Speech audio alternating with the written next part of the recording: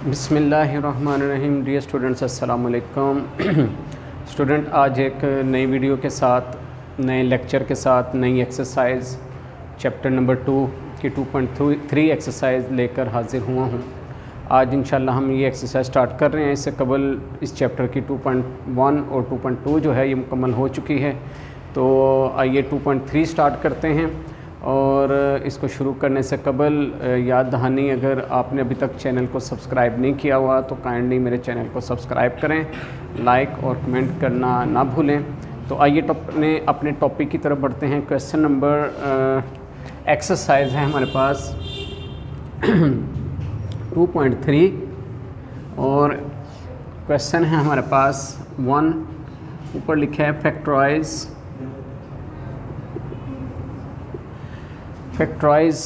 कीजिए। और first question में है x2 प्लस 9x प्लस 20, ये क्वेश्चन है। तो इसकी हमने फैक्टराइजेशन जो है ये करनी है।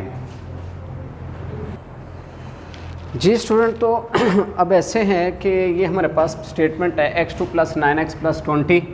तो इसकी फैक्टराइज जो है ये कैसे होगी? इसकी फैक्टराइजेशन जो है वो ऐसे होनी है कि आप के पास ये तीन वैल्यूज़ हैं x2 प्लस 9x प्लस 20। ये क्वाड्रेटिक इक्वेशन की स्टैंडर्ड फॉर्म है। क्वाड्रेटिक इक्वेशन कहते हैं उर्दू में दो दर्जी मसावात। क्वाड्रेटिक इक्वेशन जिसको दो दर्जी मसावात कहते हैं, इसकी स्टैंडर्ड फॉर्म होती है ax2 plus bx plus c। इसकी स्टैंडर्ड फॉर्म, यानी स्टैंडर्ड फॉर्म से मुराद के पहले हमारे पास हमेशा x2 वाली वैल्यू होती है, फिर सिंपल x वाली वैल्यू होती है, फिर प्लस c यानी कांस्टेंट टर्म होती है, फिर इक्वल टू 0। ये इसकी एक स्टैंडर्ड फॉर्म है। अगर ये देखा जाए तो इसी फॉर्म में यहाँ पे ax² वही x² की वैल्यू, लेकिन a की जगह यहाँ पे कांस्टेंट जो है वो 1 है, क्योंकि जिसका कोई कांस्टेंट नहीं होता वो 1 होता है। यहाँ पे 9x ये bx की जगह है, ये b है, ये x है, ठीक है, और प्लस c कांस्टेंट 20 है यहाँ पे। तो ये क्वाड्रेटिक इक्वेशन है। इसको सॉल्व करने के तीन मेथड्स होते हैं, जिसमें से एक मेथड जो है वो हमने इस एक्सरसाइज के अंदर सीखना है, वो है फैक्टराइज करना। और फैक्टराइज अब कैसे करना है आपने, वो ये है कि यहाँ पर जो कोफिशिएंट है 1, इस कोफिशिएंट 1 को आपने कांस्टेंट टर्म से मल्टीप्लाई कर लेना। 1 20s आर 20, ठीक है, ये 20 आ जाता है। और सेंटर वाली वैल्यू देख लेते हैं कौन से है, वो है प्लस का 9, ठीक है जी। तो ये आपने सबसे पहले जब क्वेश्चन स्टार्ट करना है तो ये कंडीशन आपने फाइंड करनी है। यहाँ पे जो कोई सा भी कांस्टेंट हो, अब ज़रूरी नहीं हो कि यहाँ पे 1 नहीं हो, बाज़ क्वेश्चन में 2 भी आ जाता है, 3 भी आ जाता है, 5 7 कुछ भी आ सकता है। बहरहाल यहाँ पे इस क्वेश्चन में 1 है तो 1 को 20 से मल्टीप्लाई किया, 20 तो सेंटर वाली वैल्यू 9, ठीक है। अब हमने टेबल पढ़ने हैं। टेबल पढ़ते हुए एक ऐसा टेबल पढ़ेंगे जिसमें 20 आता है और ज़ाहिर है 2 नंबर होंगे, तो उन यानी 20 के फैक्टर निकालेंगे, तो उनमें से 2 नंबर ऐसे हैं उनको प्लस करेंगे तो 9 आएगा। तो अब 20 को अगर देखा जाए तो 21 के टेबल में आता है 1 20s are 20, 2 10s are 20, 4 5s are 20, 4 के बाद 5 आता है, 5 लिखा हुआ है, यानी 1 2 4 5 10 20, यही फैक्टर हैं 20 के। 20 जो है इन्हीं टेबल में आता है, 1 के 2 के और 4 5 के, ठीक है। तो इनमें से अगर ये 2 नंबर ले लिए जाएँ, इनको अगर प्लस करें तो हमारे पास 9 हासिल हो जाता है। अब ये तीनों टर्म जो है ना प्लस की हैं। फर्स्ट टर्म ये भी प्लस की है, सेकंड टर्म भी प्लस की है, थर्ड टर्म भी प्लस की है। जब तीनों टर्म्स प्लस की हो ना, तो हमारे पास ये जो सेंटर में 2 वैल्यूज़ आनी है, इनको हमने प्लस में लेना है। यानी मतलब ये कि अब यहाँ पे बनेगा x2 plus 4x plus 5x plus 20, ठीक है। यहाँ पर 9 नहीं हमने लिखा, 9 की जगह 4 प्लस 5, यानी दोनों को प्लस करें तो वही 9 ही बन जाता है, लेकिन इसी 4 और 5 को मल्टीप्लाई करें तो 20 भी बन जाता है। तो इस तरह ये फैक्टराइज बन गया। अब 3 से वैल्यूज़ बन गई हैं, ये 4 वाली बन गई हैं। इससे हमारे पास एक रूल भी कायम होता है कि 3 वैल्यूज जो थी वो प्लस की थी, ठीक है, यानी जिसमें आपने देखा फर्स्ट टर्म भी प्लस की थी, सेकंड भी प्लस की, थर्ड भी प्लस की। अब ये 3 वैल्यूज से 4 वैल्यूज़ बन गई। 4 वैल्यूज जो बनी है ना वो चारों प्लस की हुई हैं, यानी पहले भी प्लस की, दूसरी भी, तीसरी भी, चौथी भी। इससे एक रूल बनता है, एक कायदा कानून बन जाता है कि जिसमें मतलब जो ना तीनों टर्म जब प्लस की होती हैं तो जब 4 बनती है तो चारों प्लस की हो जाती हैं। तो ये चारों देखिए आपके सामने प्लस की हैं, ठीक है। अब यहाँ पे हमने क्या करना है, अब इसके बाद हमने इसको मज़ीद सॉल्व करने के लिए हमने यहाँ पे 4 टर्म्स हैं, इन दो के पेयरिंग कर लेनी, यानी दो में से कॉमन निकाल लेने हैं, ठीक है।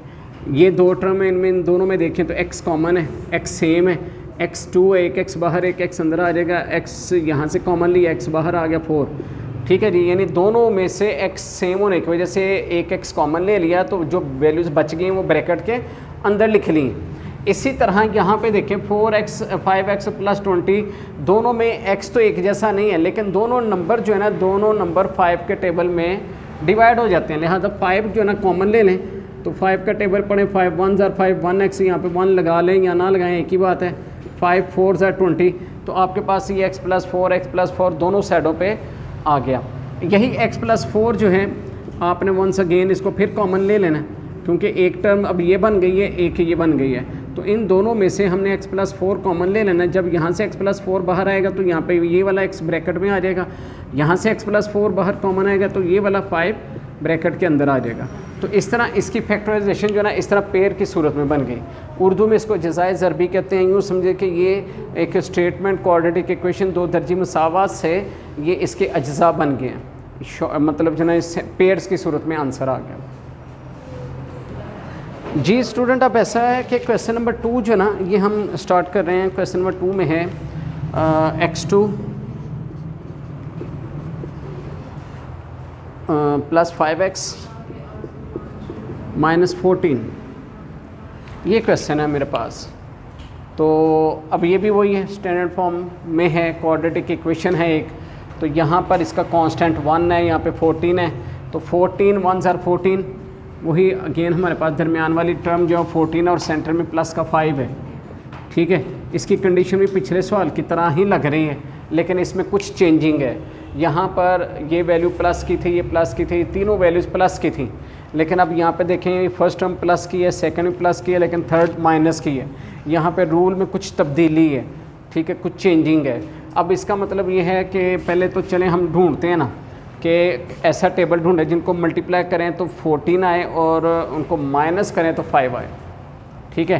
तो यहाँ पर 2 के टेबल में 2 7 ज़ार 14, ये 2 7 ज़ार जो 14 है ना, 2 और 7 में से अगर 2 निकालें तो हमारे पास 5 भी आ जाता है और 7 2 ज़ार 14 भी आ जाता है। यानी ये वो पेयर है कि जो क्या कहते हैं, ये हमारी कंडीशन पूरी कर रहा है, लेकिन ये कंडीशन पूरी कर रहा है माइनस से।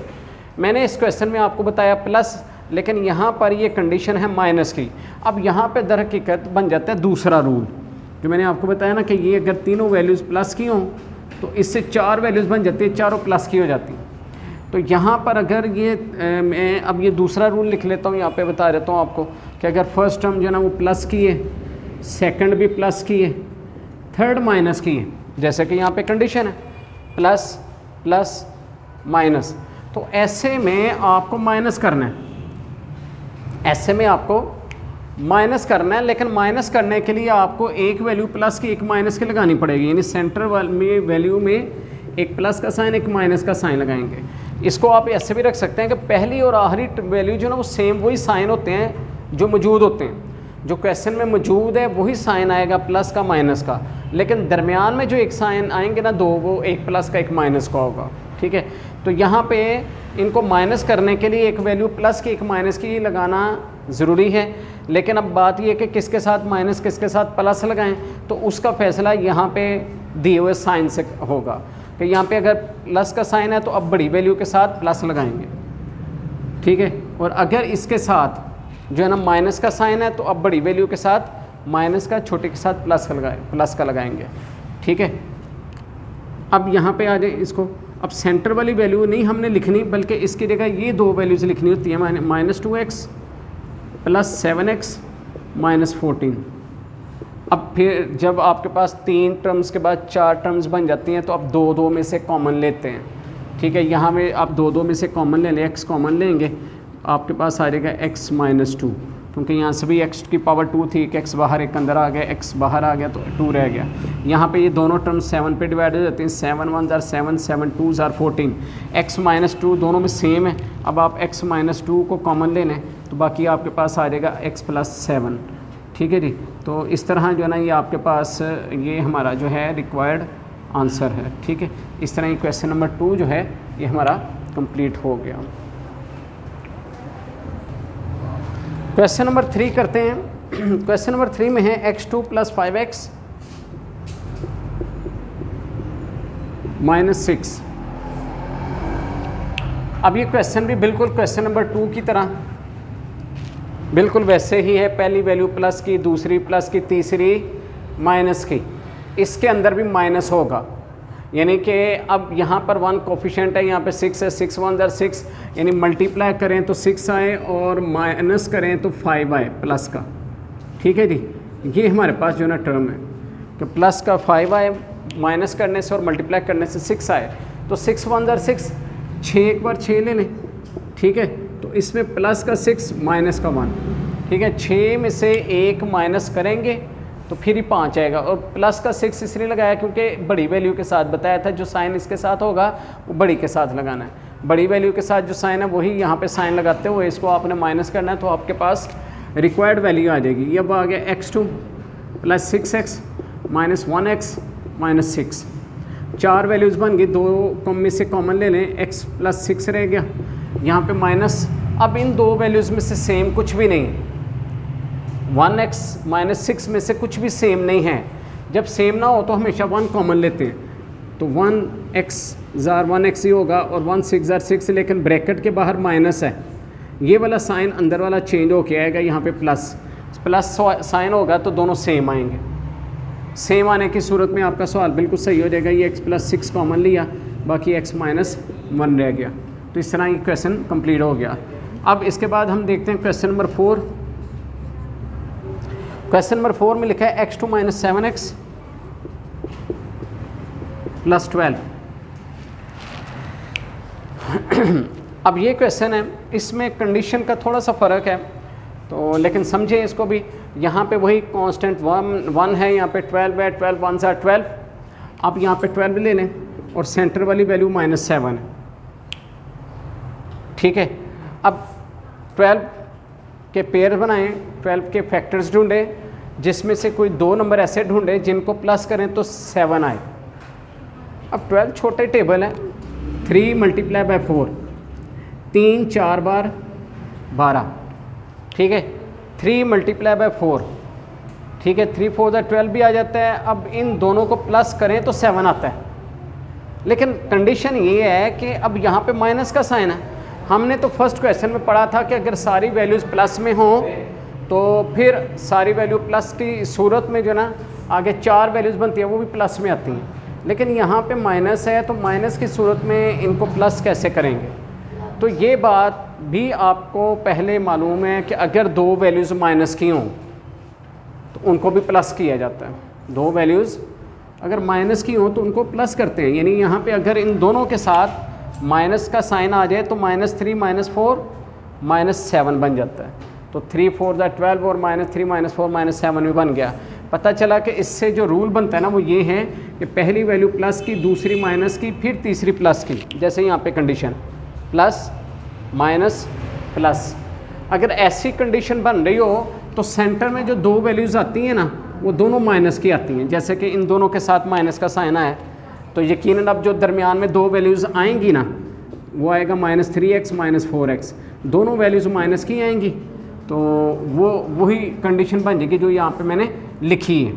अब वही दोनों में से कॉमन ले लें, x कॉमन आ जाएगा तो x -3 रह गया, यहाँ से 4 कॉमन ले लें, 4 1 ज़ार 4, 4 3 ज़ार 12 ये आ गया, फिर x -3 कॉमन ले लें तो बाकी x -4 आपके पास रह गया।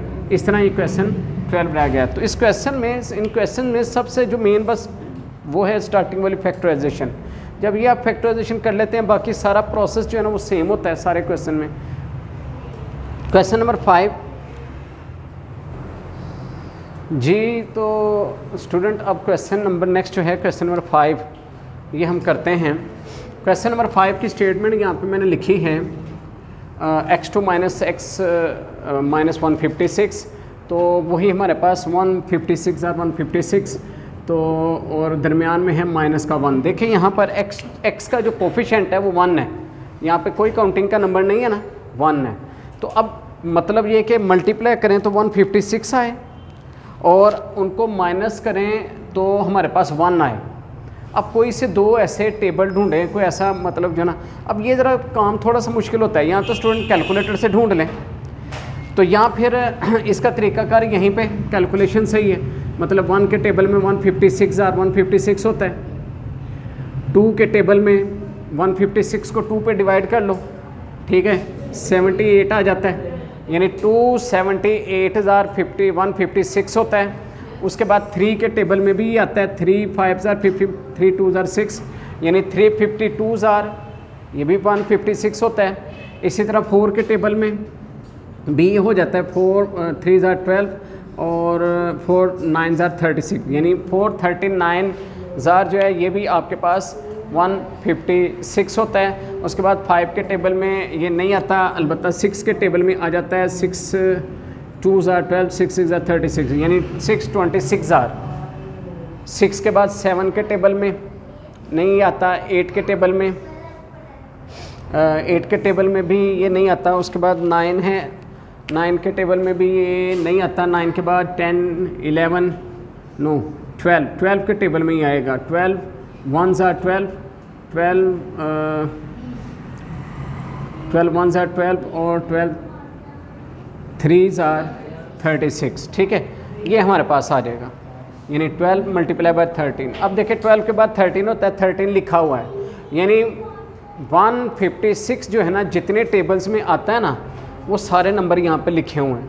1 के टेबल में 56 आता है, 2 के आता है, 3 के आता है, 4 6 12 13 26 39 52 78। एक तो इस तरह इसके फैक्टराइजेशन हो जाती है, फैक्टर से निकल आते हैं सारे। लेकिन हमारा मकसद इसमें से वो नंबर अब निकालना है जिनको माइनस करें तो 1 आता है। तो कौन सा ऐसा पेयर है जिनको माइनस करें तो 1 आता है?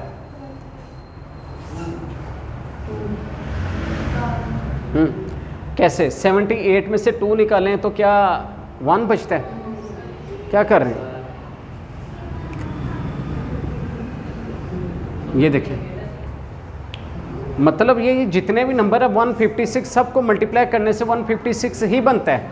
लेकिन इसमें से ये अगर पेयर देखें तो इससे भी 156 बनता है, लेकिन 13 में से 12 माइनस करें तो 1 भी आ जाता है।